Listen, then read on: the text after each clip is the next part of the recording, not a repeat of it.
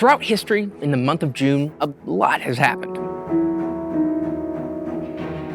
From the death of Alexander the Great to the first cartoon appearance of Donald Duck. In June, we celebrate Father's Day and we celebrate the first day of summer. We honor the heroes who gave their lives on the beaches of Normandy, and we recognize that all men are created free, regardless of the color of their skin.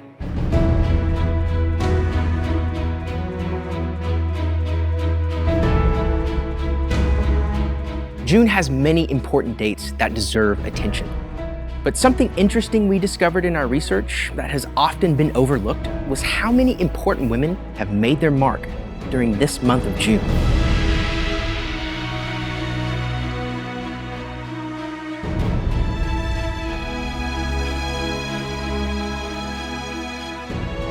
The first woman that deserves some recognition is a woman named Rosa.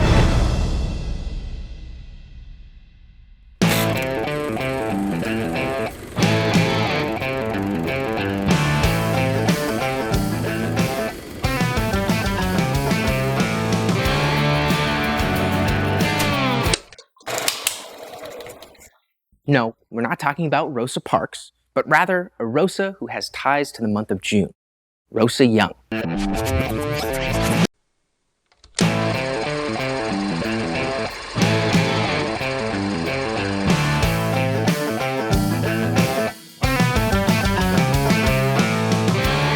She is considered the mother of Black Lutheranism in Central Alabama. She planted dozens of Black Lutheran schools and chapels in America before women were even granted the right to vote. She battled intense criticism, the Ku Klux Klan, and even an invasion of boll weevils. Later in her life, she helped found the Alabama Lutheran Academy, and many of her students moved north to found new churches, effectively extending her ministry all throughout the country. Rosa Young was born on May 14, 1890 in a rural community. The fourth of 10 children born to an African-American Episcopal minister and his wife. Both of her parents were former slaves turned farmers. At the time, Rosa's hometown of Rosebud, Alabama was the 55th poorest county in the nation, only having been recently liberated from slavery. The community struggled with poverty and prejudice towards its Black members of society. From a young age, Rosa loved learning and had a desire to teach one day. She spent hours and hours reading the only book she had, the Bible. Young was a celebrated student, having won many awards for her scholastic achievements and becoming editor of the school's newspaper. This determined and idealistic young woman became known as a key leader in the Church of Segregated Alabama. Rosa had always wanted to serve her people as a teacher. There weren't many schools available to Black children, but whenever Rosa was in school, she excelled. Rosa would finish her work in the fields as quickly as she could in order to get back to school. She loved to teach her brothers and sisters what she had learned after returning home. When she completed the 6th grade, the highest level of schooling available to her, she went back to picking cotton in the fields, praying to be able to become a teacher one day. With the help and suggestion of a benefactor, Rosa was able to attend Payne University. It was 54 miles away from her home. They were able to get the supplies and the funds together necessary to send her to this school, and she soon discovered that she was the only student from the country at the big city school. When Rosa began classes at Payne University, she was teased and mocked, a very trying time for Rosa. But she didn't give up. Over time, many students embraced her. In 1909, 19-year-old Rosa Young graduated valedictorian of her class at Payne University, an African-American Episcopal school in Selma, Alabama. In this speech, she said, "Every vocation in life implies service. The talent we possess is for the service of all." Young received her teaching certification and passed her exams. She also published a booklet on her belief in Christian service based on her favorite Bible verse, Matthew 23:11. "The greatest among you will be your servant."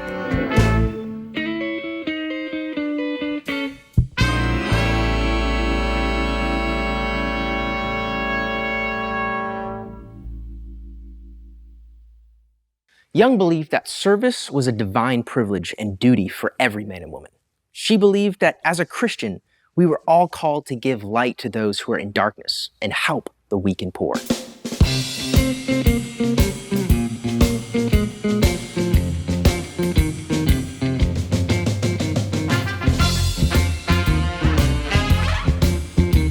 Young taught at several schools for African American children across the state of Alabama. At that time, traveling teachers were common due to lack of funding. The teachers would travel from school to school so that they could remain open. In the segregated South, there was a significant shortage of capable black teachers and resources. School buildings were in such disrepair that children had to sit holding umbrellas when it rained inside the building. In her autobiography, Young wrote, Among these poor children were bright boys and girls filled with high ambitions, with marks of leadership on their brows, shining like diamonds. Rosa Young saw the potential in her students. She believed if that they were educated, they would be able to change their circumstances.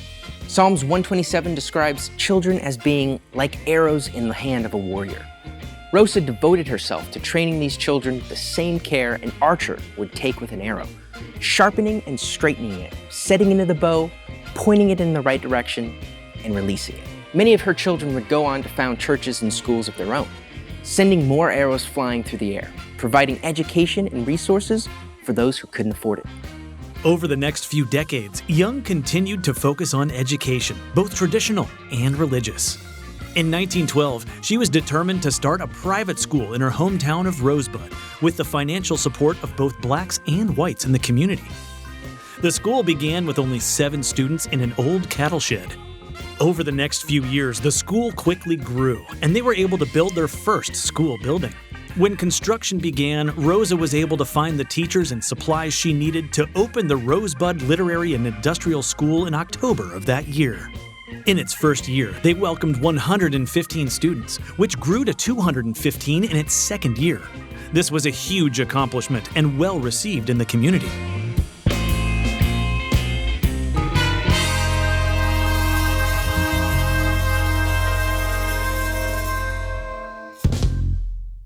Things were going really well for the new school. But then in 1914, the boll weevil showed up. This pest infiltrated the area and destroyed the cotton crop, the staple of their economy. Parents lost their jobs and couldn't afford tuition, causing them not to be able to continue sending their children to Young's school.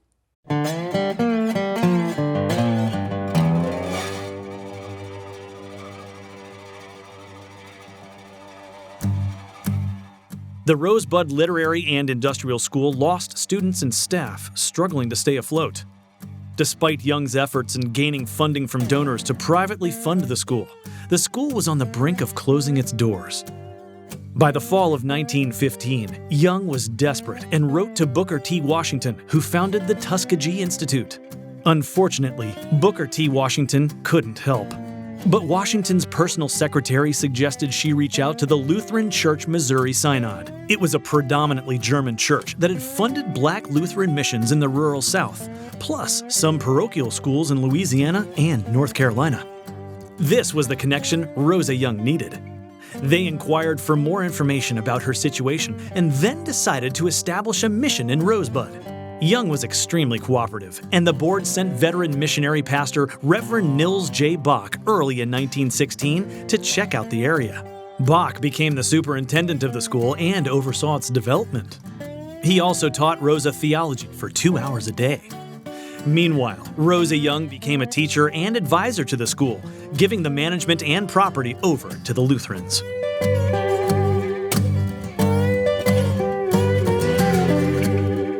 The Lutheran Church provided all the school needed to thrive, helping it to be successful.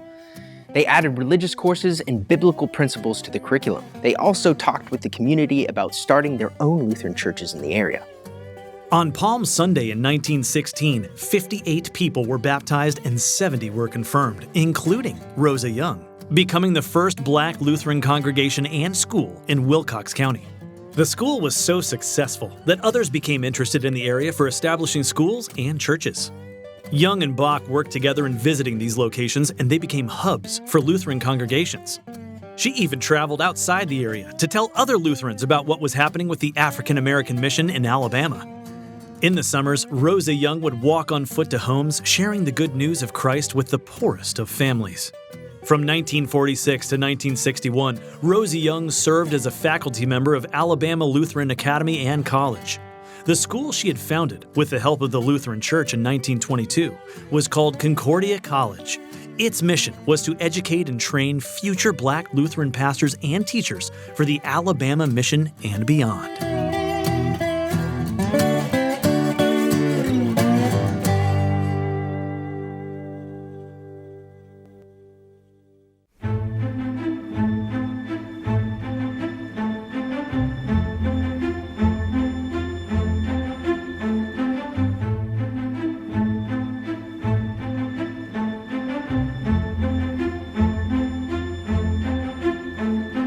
Young was given an honorary doctorate from Concordia Theological Seminary in 1961. She was a strong advocate for educating rural children and instrumental in founding and promoting Lutheran schools and churches. She founded 30 rural schools, a high school, a teacher training college, and 20 Lutheran churches.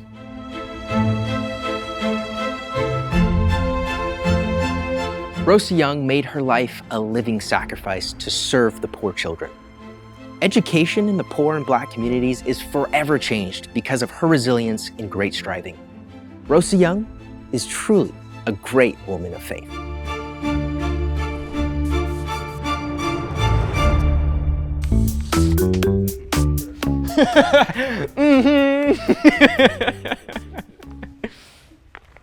She even attempted to petition for be a follower of the Lord Jesus. 6:25, take one. It's just that 5-hour energy just kicked in, so like my brain's working again. Okay.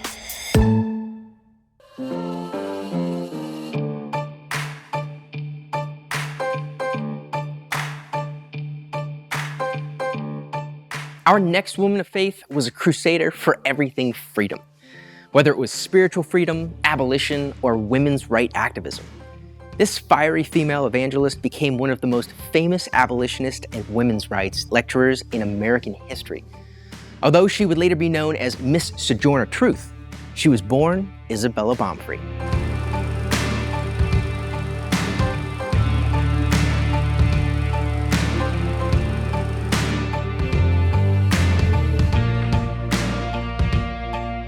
Baumfree was born in 1797 to slaves in New York. Her owners were Dutch settlers, so Dutch became her first language. At age 9, she was separated from her parents and sold at a slave auction to John Neely for $100 along with some sheep. Neely was cruel and violent. Mrs. Neely beat Isabella because she did not know English. Isabella quickly learned to avoid the wrath of her master's wife. Mr. Neely beat and raped young Isabella daily. During this time, Isabella sought refuge in religion. She began praying aloud when she was scared or hurt. She was also sold 2 more times by age 13, ending up in the home of John Dumont and his wife in West Park, New York. At the Dumont home, Isabella once again experienced terrible harassment from her new owners.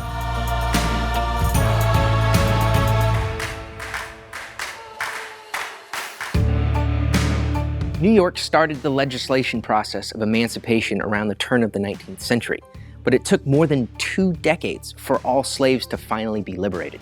Dumont promised that Isabella would be freed on July 4th, 1826, if she would do well and be faithful. But when the date arrived, he would not let her go as he had promised.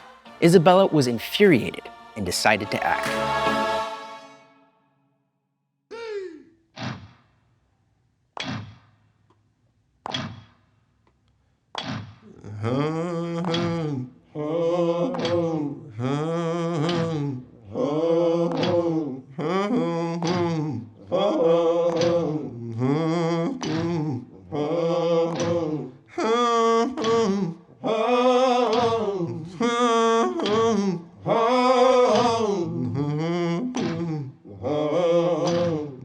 At age 29, 6 feet tall and holding on to her baby, she left as fast as she could.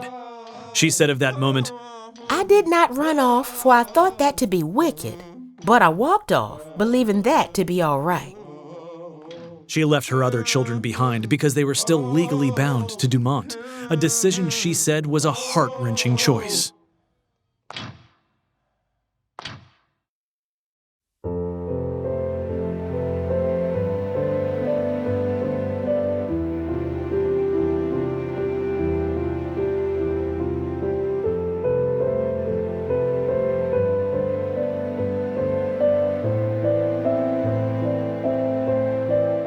Isabella and her family found their way to New Paltz, New York, where they were taken in by a Quaker family, the Van Wagenens.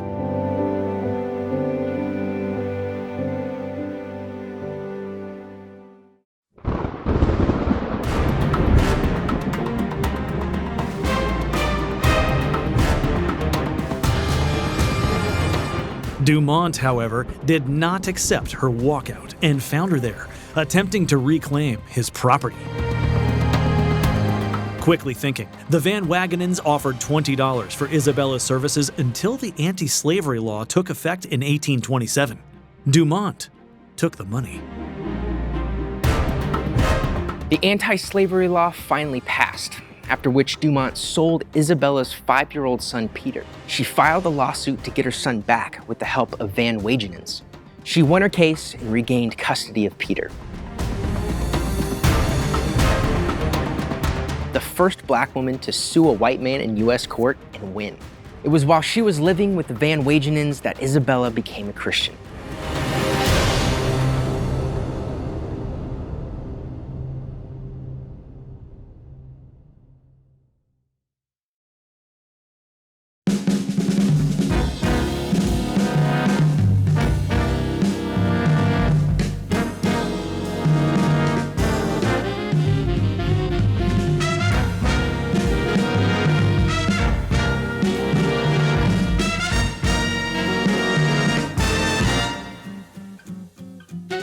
In 1929, Isabella moved to New York City to be a housekeeper for an evangelist preacher named Elijah Pearson, and then after that, another preacher named Robert Matthews.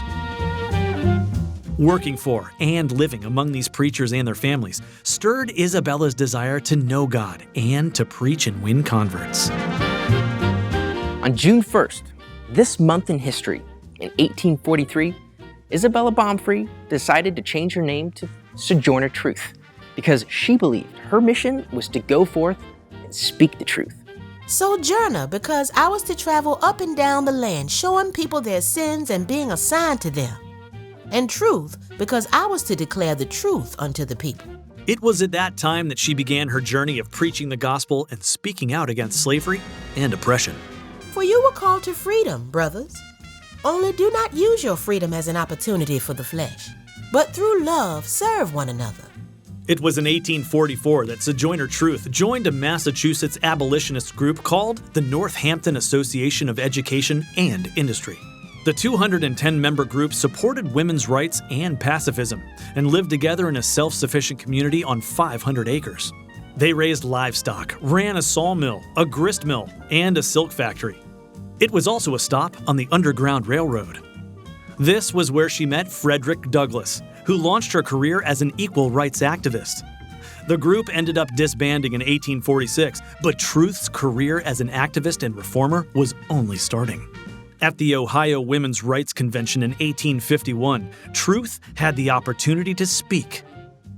If the first woman God ever made was strong enough to turn the world upside down all alone, these women together ought to be able to turn it back and get it right side up again. In her speech, Ain't I a Woman?, she advocated for equal rights for black women. Amongst all she did through her career advocating for human rights, this speech was Truth's most famous. She met with Elizabeth Cady Stanton and Susan B. Anthony, both great women's rights activists of the day. She began touring with abolitionist George Thompson, giving speeches on slavery and human rights. That little man in there, he says women can't have as much rights as men, because Christ wasn't a woman. Where did your Christ come from? Where did Christ come from? From God and a woman. Man had nothing to do with him.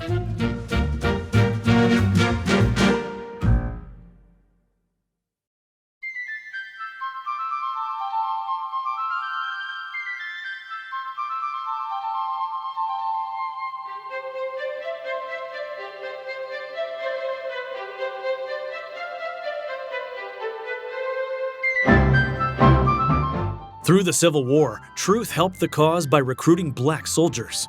She also worked in Washington, D.C., getting people to donate food and supplies to black refugees through the National Freedmen's Relief Association.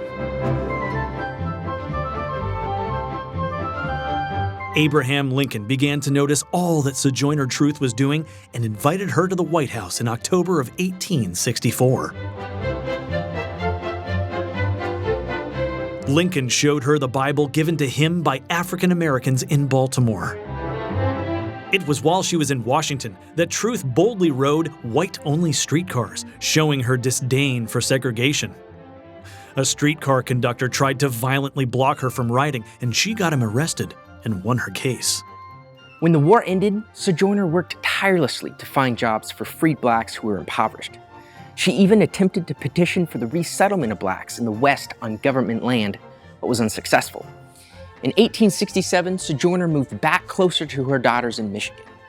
She never stopped speaking out for what she believed in, and she was never afraid of a fight. In one instance, she even called out her old friend, Frederick Douglass.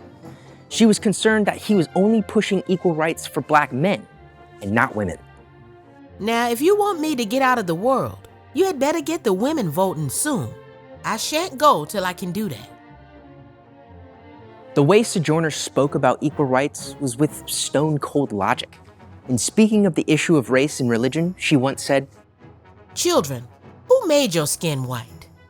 Was it not God? Who made mine black? Was it not the same God? Am I to blame, therefore, because my skin is black? Does not God love colored children as well as white children? And did not the same Savior die to save the one as well as the other?"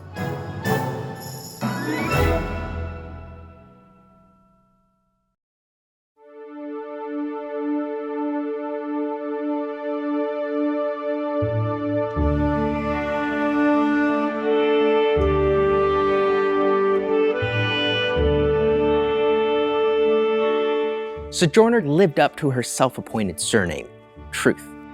She did not cave to the pressure of striking back against her oppressors in anger, but instead chose to live in the great tension that truth often lives in.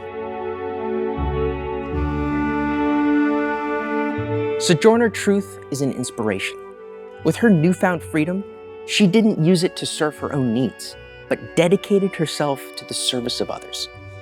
Sojourner Truth was a living, breathing testament to the power of the gospel of freedom.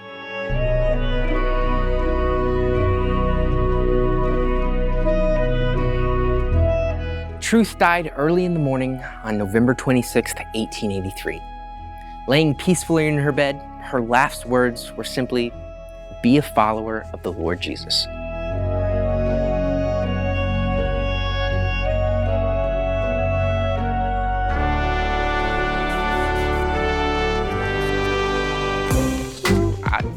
You think we can cut around? Before she was 16, Anthony had a sorry.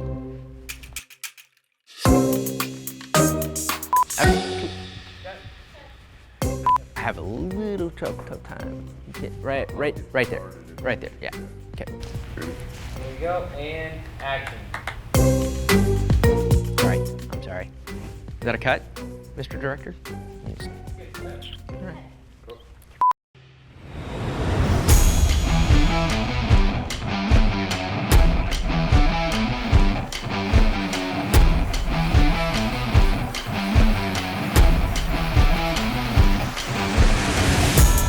There's perhaps no other woman in the past 150 years who has done more for women's rights than Susan B. Anthony. She is famous for saying, "No man is good enough to govern any woman without her consent." She stood up for the rights of women in a time when they were greatly oppressed, not even having the basic right to vote. But this obstacle didn't stop her. On June 17th, this month in history, in 1873, Susan B. Anthony was put on trial and charged with a fine of $100 for attempting to vote in a presidential election. She didn't pay it, saying, "Not a penny shall go to this unjust claim." After this famous act of defiance, she brought national attention to herself and women's suffrage all over the country. Susan was born in 1820 to farmers turned cotton mill owners in Massachusetts. She grew up as a Quaker and was profoundly inspired by the belief that all were equal in God's eyes. This belief became her lifelong guide as she navigated a time of slavery and inequality in so many respects. She also followed her family's footsteps, who worked as a part of the abolitionist movement. The Anthony family were also a part of the temperance movement to get rid of the production and sale of alcohol in the U.S. Her family moved to New York State when she was 6 years old. Their large brick home included a store and a schoolroom. It was here that Susan received the bulk of her education, having been taken out of public school when her teacher refused to teach her long division. She was incredibly self-conscious about her looks and speaking ability, but because she grew up with the Quaker beliefs of women being equal to men, she was encouraged to express herself. She was able to overcome these feelings of inadequacy. She never wanted to smile in photographs, trying to appear stern and serious in order to gain respect and be taken seriously.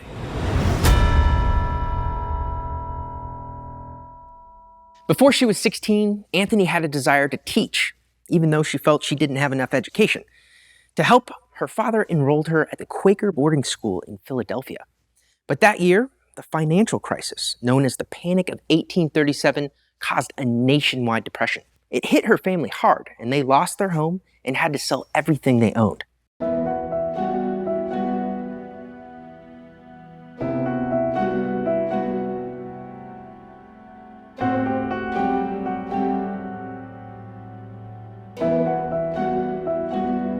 They had to auction even their most personal belongings.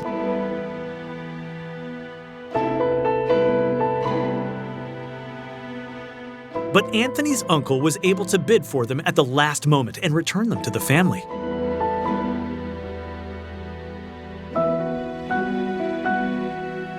The family moved to a place on the Erie Canal. This new farm became a meeting place for anti-slavery activists. Anthony decided to join the Daughters of Temperance in 1838, placing her focus on the dangers of alcohol and campaigning for better liquor laws.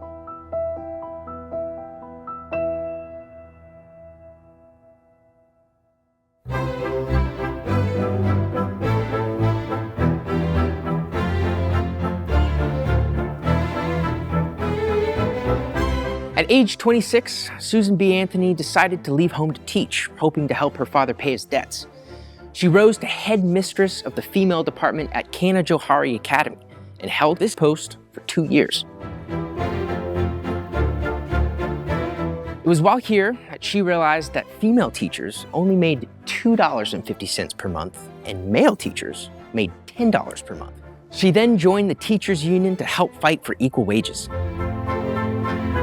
But after becoming dissatisfied with teaching, Anthony decided to move back to New York State, where her family still resided. She had the great fortune of meeting William Lloyd Garrison and Frederick Douglass, friends of her father. With their inspiration, Anthony joined the cause and became an abolition activist, giving many public speeches against slavery, despite the fact that women were thought improper if they spoke in public. The first women's rights convention in the United States was held at Seneca Falls, New York in 1848. This event marked the beginning of the suffrage movement. Anthony did not attend this particular event, although her mother and sister were able to go. Anthony was more focused on temperance reform at the time, but her focus shifted from temperance to women's rights due to the fact that she was denied the chance to speak at a temperance convention simply because she was a woman. At the conference, she was told that women had been invited to listen and learn, not speak. It was in that moment that she realized that gaining the right to vote was the first step in women being respected in politics. She wrote, "There will never be complete equality until women themselves help to make laws and elect lawmakers." She formed the Women's New York Temperance Society shortly after. It wasn't until 1851 that Anthony met and befriended Elizabeth Cady Stanton, who became Anthony's companion in the fight for women's rights for the next 50 years. Anthony gave speeches as they traveled the country, demanding that women be allowed to vote, even though she risked being arrested.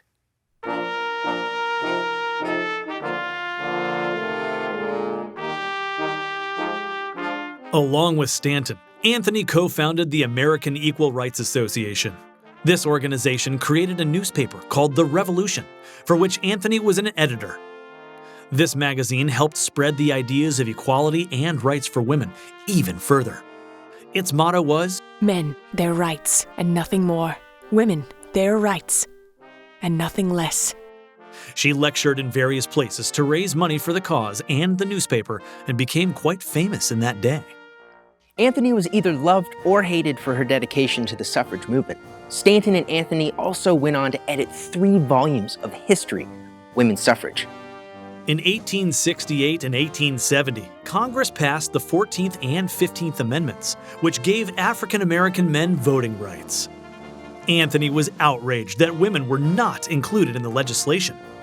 They realized that they believed differently than other suffragists and formed the National Women's Suffrage Association to focus on a constitutional amendment allowing women to vote.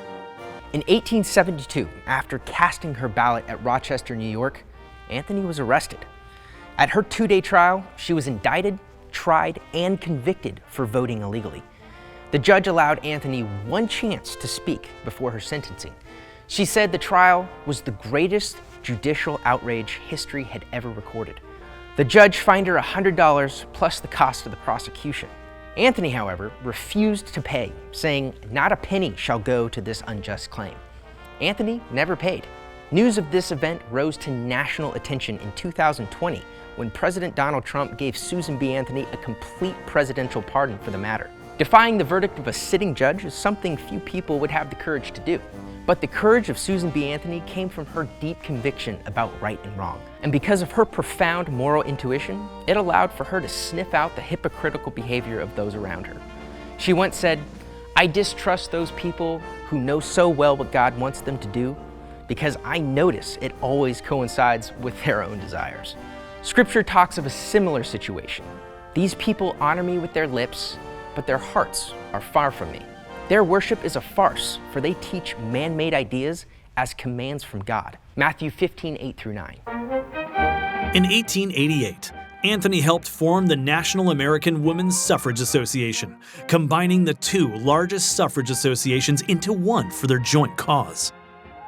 She led the association for 12 years, traveling around the country giving speeches and adding signatures to petitions. She lobbied Congress every year from 1869 to 1906 to bring the right to vote to women. Anthony also extended her reach worldwide by establishing the International Council for Women.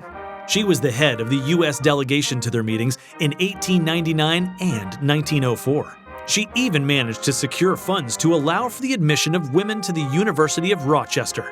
She pledged the cash value of her life insurance to help meet the university's financial demands.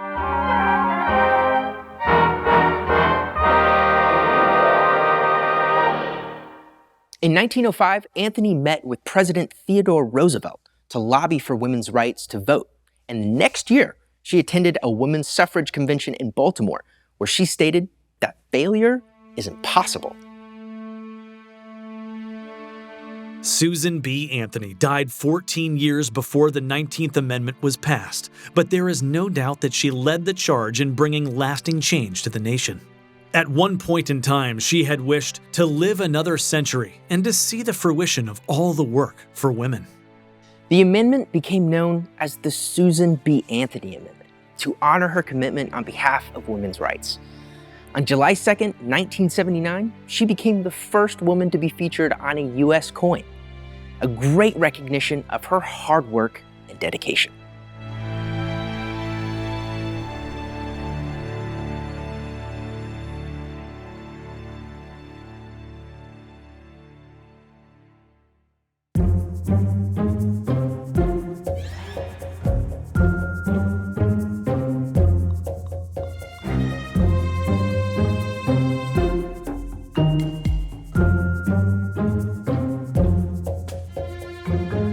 It is the sin that believes in nothing, cares for nothing, seeks to know nothing, interferes with nothing, enjoys nothing, loves nothing, hates nothing, finds purpose in nothing, lives for nothing, and remains alive only because there is nothing for which it will die.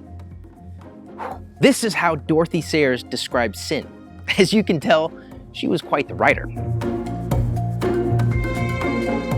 Considered one of the preeminent English writers of the 20th century, among names like Agatha Christie, George Orwell, C.S. Lewis, and J.R. Tolkien, Sayers wrote detective novels and thrillers.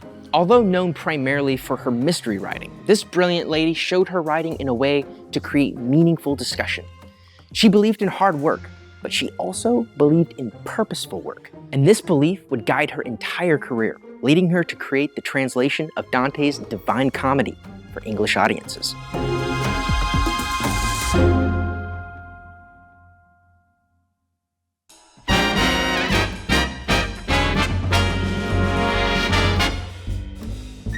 As one of the first women to receive a degree from Oxford, Sayers was a woman of keen wit and intellect. After university, she found great success as a copywriter for a prestigious London advertising firm, coining the phrase, "It pays to advertise." But it wasn't her copywriting that made her a household name, it was her mystery writing. From 1923 to 1937, she published 12 detective novels, some becoming international classics in a day and age when women did not usually write mysteries. In 1937, she turned her attention to matters of faith when she was asked to write a play for the Canterbury Festival. She wrote The Zeal of Thy House, and then a series of radio plays for the BBC called The Man Born to be King. These radio plays brought out a wave of protests for using a modern English voice for the voice of Christ. But this revolutionized religious playwriting. After that, Sayers focused on a series of essays and books with Christian themes. Her mind was an amazing gift. She established herself as a leading Christian apologist of her day. Again, a role women were typically kept away from.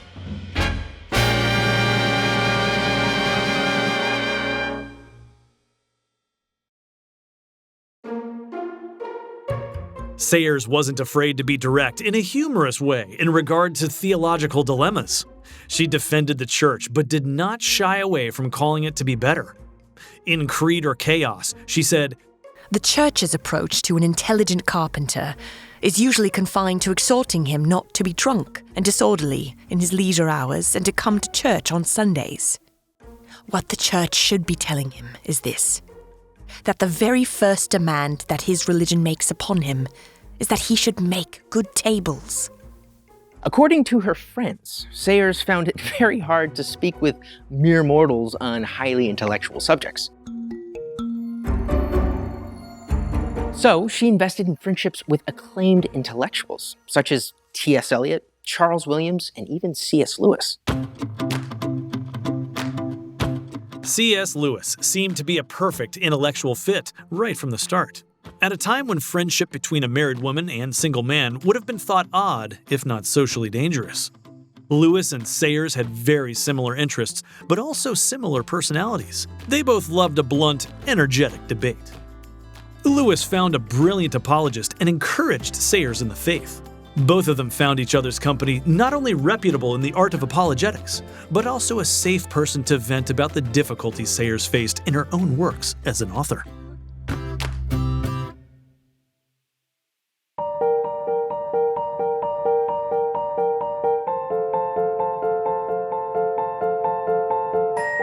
Sayers' work as an apologist began to expand. When she was introduced to Dante's work, she decided to create a fresh translation of his Divine Comedy so that more people could understand and appreciate what he had to say.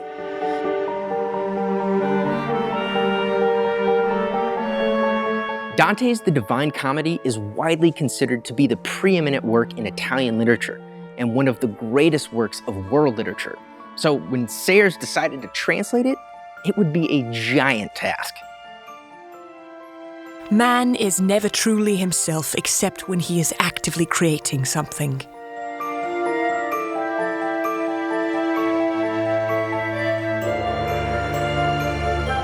It took 6 years to complete the first 2 volumes of Dante's The Divine Comedy. Before completing the third, Sayers passed away.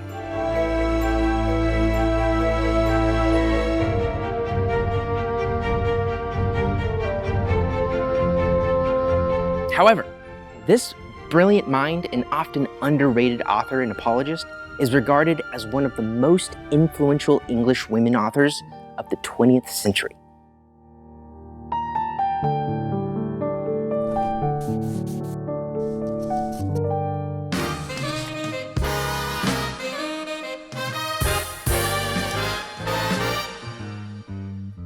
Susan B. Anthony and Sojourner Truth paved the way for women all over the world to be able to make their marks in history.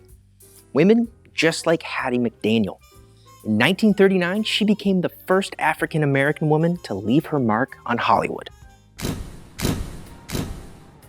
Hattie McDaniel was born June 10th this month in history in 1895. She was one of the 13 children born to Henry and Susan McDaniel in Wichita, Kansas. Both of her parents were former slaves. After the abolition of slavery, her father became a Baptist preacher whose services were filled with spirituals sung by Hattie's mother. Her family also formed and toured stage plays and took their show to Colorado in 1900.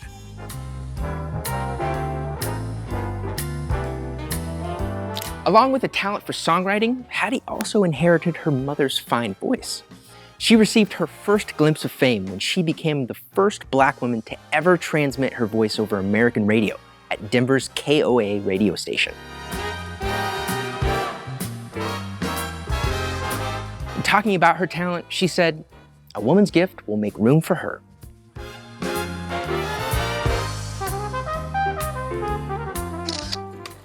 At 6 years old, Hattie knew she would become an actress. She once said, I knew that I could sing and dance. My mother would give me a nickel sometimes to stop. she went to work in Milwaukee, Wisconsin at Sam Pick's Club, where her voice made her the main attraction.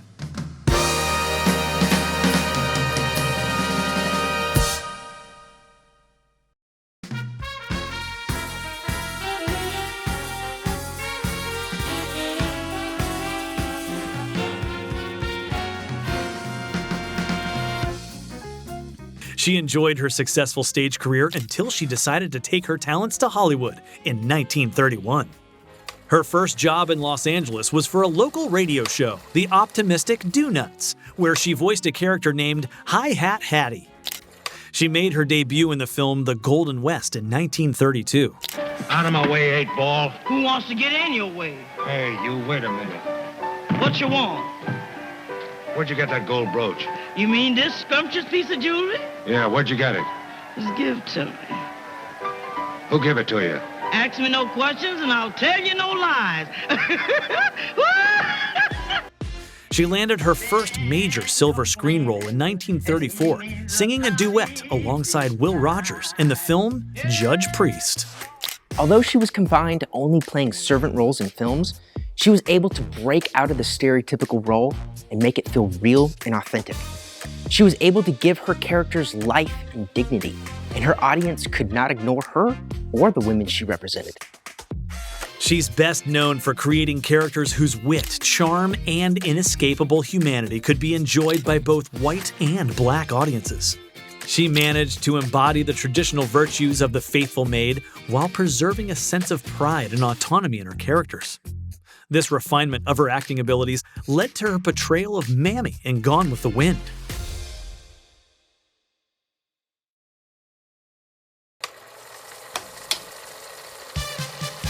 She solidified her place as a Hollywood legend in 1939 when she became the first African American to win an Academy Award for her role in what is known as one of the greatest movies of all time, as Mammy in Gone with the Wind.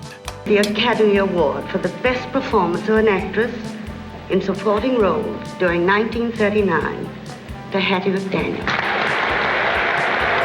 This is one of the happiest moments of my life. And I want to thank each one of you who had a part in selecting me for one of the awards. For your kindness, it has made me feel very, very humble. And I shall always hold it as a beacon for anything that I may be able to do in the future. I sincerely hope I shall always be a credit to my race and to the motion picture industry. My heart is too full to tell you just how I feel. And may I say thank you. God bless you. Over her 17-year career, she shared the screen with the likes of Shirley Temple, Katharine Hepburn, Clark Gable, and James Stewart. With appearances in over 60 films, she undoubtedly became the most successful African-American actress of her time. While racism and segregation still existed, Hattie had her eyes on a way to influence the culture. She said, "You can fight any existing evil from the inside." Before the Civil Rights Movement, Hattie's talent was breaking every racial barrier in the entertainment industry. When asked about her impact, she replied, "I did my best, and God did the rest."